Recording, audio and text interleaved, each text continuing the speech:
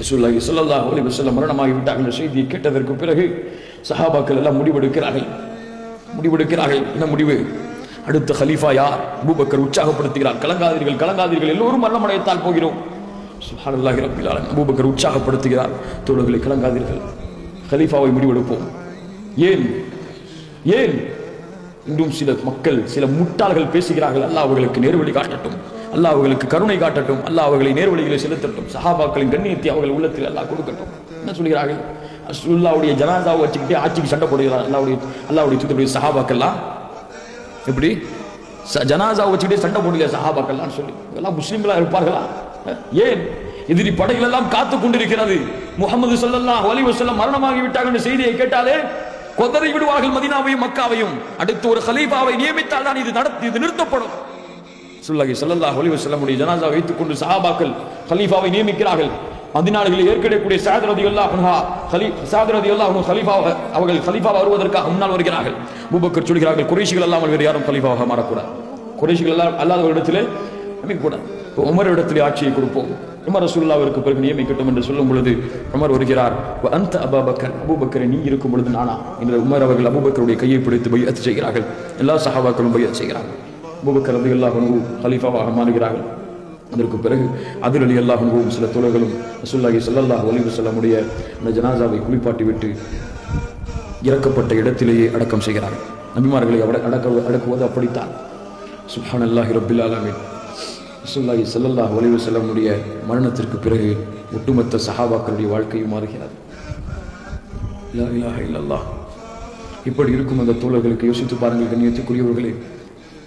23 ஆண்டு காலம் அந்த தோழர்களுடன் வாழ்ந்தவர்கள், 23 ஆண்டு காலம் அந்த தோழரை பிரியாமல் இருந்தவர்கள். ஒரு தோழர் வந்தார், அல்லாஹ்வுடைய தூதரே, என் உள்ளத்திலே ஆசை இருக்கிறது, என் உள்ளத்திலே விருப்பம் இருக்கிறது, உங்களோடு இருக்கிறேன், மன நிம்மதியாக இருக்கிறது, உங்களை விட்டு பிரிந்து வீட்டிற்கு செல்கிறேன், மனைவி மக்களோடு இருக்கிறேன், உங்களை பார்க்க வேண்டும் என்ற ஆசை வருகிறது. மா அஸ்பிர் அன் அராக்க, நான் பொறுமையாக இருக்க முடியவில்லை உங்களை பார்க்கும் வரை. அல்லாஹ்வுடைய தூதரே, உலகத்திலே பார்க்கிறேன், வறுமையிலே உங்களை பார்க்க முடியுமா?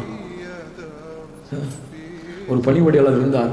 அவர் கேட்டார், அல்லாஹ்வுடைய தூதர் ஸல்லல்லாஹு அலைஹி வஸல்லம், அல்லாஹ்வுடைய தூதர் ஸல்லல்லாஹு அலைஹி வஸல்லம் கேட்டார்கள் அவரிடத்திலே, ஏதாவது கேள், அல்லாஹ்விடத்திலே வாங்கி தருகிறேன். அல்லாஹ்வுடைய தூதரே, உங்களுக்கு பணிவடையாளனாக இருக்கக்கூடிய பாக்கியத்தை வாங்கித்தார்கள். திண்ணை தோழர்கள் அபூ ஹுரைரா ரலியல்லாஹு அன்ஹு என்ன செய்வார்கள்? பிலால் எல்லாம் அப்படியே உடைந்து விட்டார், நொறுங்கி விட்டார். பிலாலுடைய வரலாற்றை அதற்கு பிறகு நீங்கள் படிப்பது கடினம். சில இடங்களிலே உங்களுடைய ஆட்சிகளை நீங்கள் படிக்கலாம். பிலால் அப்படியே சோர்ந்து விட்டார், கவலையிலே ஆளாகிவிட்டார். சில அறிவிப்புகளில் வருகிறது, ரசூலுல்லாஹ்வுடைய பெயரை சொன்னாலே பிலால் அவர்கள் மயக்கமாகி விடுவார்களா. ஆனால் எங்கே சிரித்தார்? மௌத்தாகும் பொழுது சிரித்தார். ஏன் சிரிக்கிறீர்கள் பிலாலே? ரதன் அல் கல்ல ஹிப்பத முஹம்மத வ ஸஹ்பா, முஹம்மதையும் அவர்களுடைய தோழர்களையும் நான் சந்திக்கப் போகிறேன் இப்போது. அதனால் பிலால் சிரித்தார். யா அல்லாஹ் யா அர்ஹமர் ராஹிமீன். கண்ணியத்துக்குரியவர்களே, அந்த தூதருடைய வாழ்க்கை இந்த படிப்பினைகளை நமக்கு கொடுக்கிறது. அந்த தோழருடைய வாழ்வு நமக்கு இவ்வளவு பெரிய சிறப்புகளையும் அந்தஸ்துகளையும் கொடுக்கிறது. இதை பின்பற்றுவதற்காகத்தான் அந்த தூதர் ஸல்லல்லாஹு அலைஹி வஸல்லம் 23 ஆண்டுகால உழைப்பு. இந்த ஒரு முஸ்லிம் சமூகத்தை உருவாக்கிவிட்டு இவ்வளவு கண்ணியமான ஒரு படையை, ஈமானை சுமக்கக்கூடிய, அல்லாஹ்வுடைய மார்க்கத்தை சுமக்கக்கூடிய படையை அல்லாஹ்வுடைய தூதர் ஸல்லல்லாஹு அலைஹி வஸல்லம் இந்த பூமிகளை விட்டுவிட்டு, அல் உலமா வரஸத்துல் அன்பியா, எனக்கு பிறகு நபி இல்லை, ஆனால் என்னுடைய மார்க்கத்தை கற்றறிந்து செயல்படுத்தக்கூடியவர்கள் தான் என்னுடைய வாரிசுகள், அவர்களுக்கு இந்த கடமையும் பொறுப்பையும் நான் கொடுக்கிறேன் என்று விட்டு சென்றார்கள். அதற்கு பிறகு ஒரு நபி தேவையில்லை. அல்லாஹ் அந்த நபியை கொண்டு இந்த மார்க்கத்தை முழுமைப்படுத்தி விட்டான். ஆனால் நம்முடைய பொறுப்பு அந்த தூதருடைய பொறுப்பு. கண்ணியத்துக்குரியவர்களே, இந்த உம்மத்தை அல்லாஹ் அப்படித்தான் ஆக்கி இருக்கிறான். அந்த தூதருக்கு கொடுக்கப்பட்ட பொறுப்பு நமக்கு கொடுக்கப்பட்ட பொறுப்பு. அந்த தூதருக்கு கொடுக்கப்பட்ட தௌஹீதுடைய பிரச்சாரம் நமக்கு கொடுக்கப்பட்ட தௌஹீதுடைய பிரச்சாரத்தின் அழைப்பு. ரசூலுல்லாஹி ஸல்லல்லாஹு அலைஹி வஸல்லம் எப்படியெல்லாம் தங்களுடைய தோழர்களை அழைத்து இஸ்லாமிய பிரச்சாரம் செய்தார்களோ அது போன்று பிரச்சாரம் செய்யக்கூடிய சமூகத்தை உருவாக்க வேண்டியது நம்முடைய கடமை, பொறுப்பு.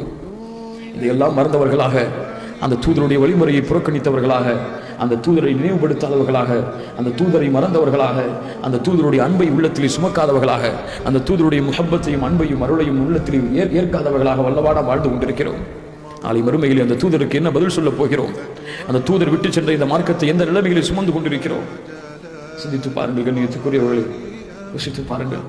இதற்கு பிறகு அபூபக்கர் ரலியல்லாஹு அன்ஹு ஆட்சி நடக்கிறது.